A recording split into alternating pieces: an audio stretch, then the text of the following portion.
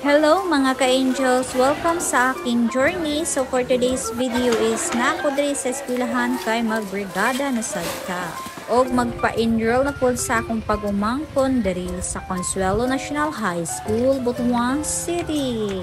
So excited na kayo siya magpa-enroll karong adlaw mga ka-angels. Ug maayo na lang mga ka-angels nga dili gyud siya ting ulan ug wa gyud poy init. So lami kayo manghindo karon mga ka-angels kay way sakit sa panig. So anyway, karon mga ka-angels mauman ang ting brigada sa among eskwelahan diri. So before magpa-enroll dapat makahinlo gyud ka og pila ka oras mga ka-angels. Ug wa gyud ko na inform nga perti naman day kay sagbuta diri, so ako padala og bunlay or sanggot. So akong gipuhat mga ka-angels, gigamit akong kamot sa pagbira-bira sa mga sagbot. Ug okay ra pud bira-birahon ang sagbot mga ka-angels kay humok raman ang yuta kay gasige naman og ulan. So medyo abunda na gyud og sagbot ang eskwelahan mga ka-angels na apay kamanting turok sa kilid no. So unsaon na lang og isa ka tuig ang way klase. Grabe na gid kasagbot og mapuy-an na gyud og halas ning eskwelahan mga ka-angels. So anyway, pag human ako og ibot mga ka-angels, ako pong gilabay ang mga tinako kay aron makit-an gyud ta sa maestro nga nanghindo. So after sa mong pagpanhinlo, miingon din si sir nga pwede na mi mo proceed sa enrollment na area. So mo to mga ka-angels na enroll na gyud nako ang akong pagumangkon. O wa mi nagdugay, nanguli na dayon mi kay moadto pa mi og syudad mamalit og gamit niya. Kay tapulan lagi mag-hike, kadadala po mi og motor bisan duol ra gid kay sa among payag. So anyway, nangadto na dayon mi syudad kay hapit naman gid ni siya mga alauna.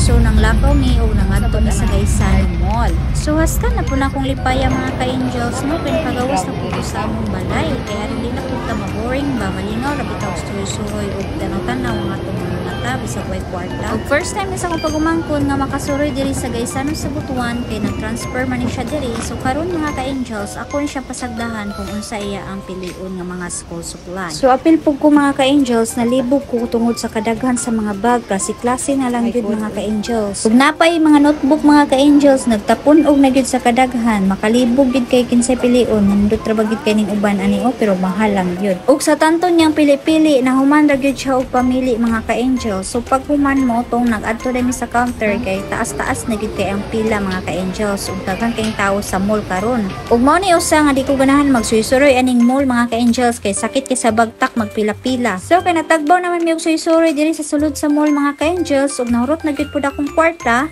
So manguli na lang gid mi kay basin makautang pa mi diri. So sa mong pagpanguli mga ka-angels, nakalabay gid mi og disgrasya ani mga ka-angels. Grabe gid ang disgrasya kay napusa man gid ang ulo sa usa ka motor single mga ka-angels. So at first sabi nako og LTO na sad mga ka-angels, nakulbaan kay ko kay duha mi sa konsit mambutahan man kami aning wala bay kwarta. So mo dayto mga ka-angels, patay gid ang haligsan syempre kay ang 10-wheelers jud ang nakaligis mga ka-angels. Mo nang nanglagpot gid ang mga ulo.